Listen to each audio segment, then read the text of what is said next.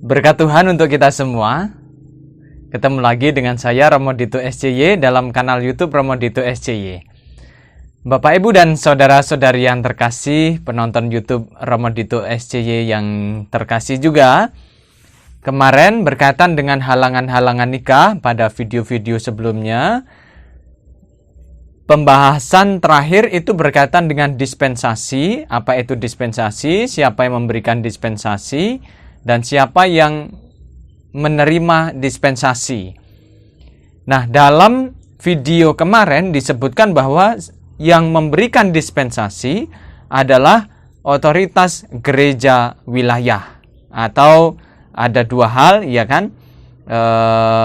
Namanya itu keuskupan, uskup dioses, fikjen, atau tribunal. Nah, dalam video kali ini, mungkin dalam benak Bapak, Ibu, dan para penonton itu bertanya apa itu tribunal dan siapa sebenarnya tribunal, tujuan tribunal itu apa. Nah, maka dalam video kali ini saya akan menjelaskan apa itu tribunal, apa tujuan tribunal perkawinan, kemudian tribunal perkawinan keuskupan, dan siapa personalia dalam tribunal perkawinan di keuskupan. Tonton sampai habis supaya kita semua menjadi tahu dan akhirnya nanti bisa memahami apa yang saya bagikan dalam video-video selanjutnya. Baik, yang pertama, apa itu tribunal? Tribunal itu adalah lembaga peradilan yang ada dalam gereja Katolik. Nah, lembaga peradilan ini baik seluruh pembentukan maupun pelaksanaannya diatur menurut hukum gereja yang ada dalam kitab hukum kanonik. Nah, lembaga peradilan ini menangani berbagai perkara dalam gereja yang menyangkut penuntutan hak, pemenuhan kewajiban, dan akibat yuridis yang menyertainya. Lembaga peradilan ini merupakan wujud konkret dari kuasa yudisial yang dimiliki oleh gereja Katolik. Tribunal sebenarnya menangani berbagai perkara. Namun dalam prakteknya di Indonesia, masalah-masalah yang ditangani lebih condong pada masalah perkawinan. Nah, tribunal yang menangani berbagai masalah perkawinan adalah disebut tribunal perkawinan. Apa tujuan tribunal perkawinan? Adanya tribunal perkawinan ini bertujuan untuk menangani masalah perkawinan yang terbatas pada aspek spiritual, yaitu menyangkut validitas atau sah tidaknya sebuah perkawinan. Tribunal perkawinan ini menangani masalah perkawinan dalam aspek spiritual saja dan mengenai persoalan lahir yang tidak menyangkut aspek spiritual diserahkan kepada pengadilan sipil, pengadilan negeri. Nah, itu apa tujuan tribunal perkawinan. Kemudian, tribunal perkawinan keuskupan. Setelah kita mengetahui apa itu tribunal dan tujuannya, mungkin yang menjadi pertanyaan sebenarnya ada di mana keberadaan tribunal perkawinan ini. Kita seringkali merasa kebingungan bila ingin menyelesaikan masalah-masalah perkawinan, karena memang seringkali pula kita tidak tahu menahu soal keberadaan tribunal perkawinan ini. Nah, tribunal perkawinan ini ada di setiap keuskupan. Pendirian tribunal perkawinan ini merupakan suatu konsekuensi menyangkut keberadaan uskup diosesan. Tribunal perkawinan ini peranannya sangat penting, terutama dalam membangun gereja partikular melalui pelayanan hukum dan pastoral bagi umat beriman di keuskupan.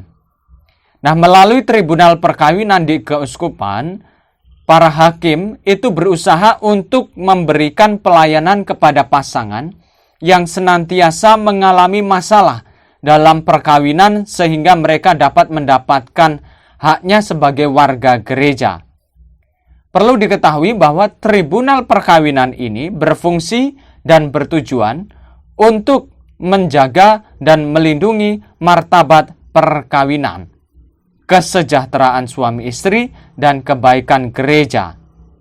Nah, dalam menjaga dan melindungi martabat perkawinan, tribunal ini berupaya untuk menjaga keutuhan ajaran iman Gereja Katolik tentang hakikat, ciri hakiki, dan tujuan dari perkawinan itu sendiri. Demi kesejahteraan suami istri, tribunal perkawinan berupaya untuk yang namanya menyelesaikan kontroversi antara hak dan kewajiban suami istri secara timbal balik. Kesejahteraan suami istri merupakan salah satu tujuan perkawinan. Nah, kesejahteraan suami istri ini tentunya meliputi kesejahteraan lahir dan kesejahteraan batin. Kemudian, demi kebaikan gereja, kemudian tribunal perkawinan ini berusaha untuk menjaga hidup bersama yang senantiasa harmonis dan terhindar dari berbagai batu sandungan. Ketidakharmonisan dalam hidup bersama ini lebih menyangkut pelanggaran terhadap nilai dan norma-norma dalam masyarakat. Nah, untuk menghindari berbagai batu sandungan, baik dalam komunitas gerejawi ataupun masyarakat umum, maka tribunal perkawinan berusaha mencegah berbagai keheranan, pertanyaan, maupun kebingungan dalam permasalahan tersebut. Nah, ini berkaitan dengan tribunal perkawinan keuskupan. Nah, kemudian pertanyaannya selanjutnya adalah siapa personalia dalam tribunal perkawinan di keuskupan itu? Siapa saja yang ada di dalamnya? Maka saya akan membahas dalam kesempatan ini. Di dalam keuskupan itu, tribunal perkawinan berada di bawah otoritas uskup diosesan, karena dialah hakim instansi pertama.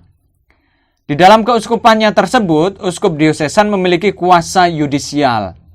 Nah, dalam menjalankan kuasa yudisial ini, biasanya ia menjalankannya sendiri atau melalui orang lain, yaitu vikaris yudisial dan para hakim. Nah, uskup diosesan bersama dengan vikaris yudisial dan para hakimnya membentuk tribunal perkawinan dalam keuskupan masing-masing. Personalia dalam tribunal perkawinan keuskupan itu antara lain, yang pertama, hakim keuskupan. Hakim dalam tribunal perkawinan ini diangkat oleh uskup. Dalam pengangkatannya, para hakim ini memiliki nama baik dan doktor dalam hukum kanonik atau sekurang-kurangnya gelar lisensiat. Yang kedua, vikaris yudisial. Apa ini vikaris yudisial? Uskup diosesan wajib mengangkat vikaris yudisial di keuskupannya masing-masing. Vikaris yudisial ini memiliki kuasa jabatan untuk yang namanya mengadili. Dan dalam pelaksanaannya, vikaris yudisial dapat diberi pembantu-pembantu. Kemudian yang ketiga, promotor justitiae. Nah, promotor justitiae ini diangkat oleh uskup diosesan. Promotor justitiae ini mempunyai tugas untuk menyampaikan perkara ketika ada perkawinan yang menimbulkan batu sandungan sehingga menyebabkan tanda-tanda ketidaksahan perkawinan itu. Nah, dalam hal ini, ia berhak menyampaikan perkara ini kepada tribunal perkawinan. Kemudian yang keempat, yakni defensor vinculi. Defensor vinculi adalah orang yang berhak membela keabsahan perkawinan dalam perkara pembatalan atau pemutusan perkawinan. Dalam perkawinan ini, dalam perkara ini, ia berhak menjaga kebenaran dan ketepatan serta pengumpulan bukti-bukti yang ada. Kepada hakim, yakni hakim keuskupan tadi, ia berhak pula untuk mengajukan saran dan usulan, serta membuat pertimbangan tertulis berdasarkan bukti-bukti yang ada. Kemudian yang kelima ada notarius. Notarius adalah orang yang mempunyai peran untuk menyusun secara tertulis berbagai hal yang disampaikan oleh pemohon dan responden, keterangan saksi, dan dokumen lain yang ada. Kemudian yang keenam, ada asesor dan auditor. Asesor dan auditor memiliki tugas untuk membantu hakim tunggal dalam menyelesaikan perkara-perkara perkawinan. Nah, asesor itu mempunyai peranan untuk memberikan nasihat kepada hakim tunggal. Sedangkan auditor itu mempunyai peranan untuk mengumpulkan bukti-bukti dan diserahkan kepada hakim. Baik asesor dan auditor, kehadiran tidaklah wajib dalam tribunal perkawinan karena tugasnya hanyalah membantu hakim tunggal bila dibutuhkan. Maka dalam tribunal perkawinan, asesor dan auditor tidak memiliki fungsi yudisial. Nah, Bapak, Ibu, dan saudara-saudari yang terkasih, demikian penjelasan tentang tribunal gerejawi, kelanjutan dari video sebelumnya berkaitan dengan dispensasi. Inilah penjelasan dari saya. Semoga senantiasa semakin membantu kita untuk memahami kekayaan gereja kita. Terima kasih sudah menonton sampai habis. Dan jangan lupa bahwa dalam masa pandemi ini, yang sakit senantiasa tetap sehat dan semangat. Yang sehat jangan terlena. Sampai ketemu di video-video selanjutnya. Tuhan memberkati.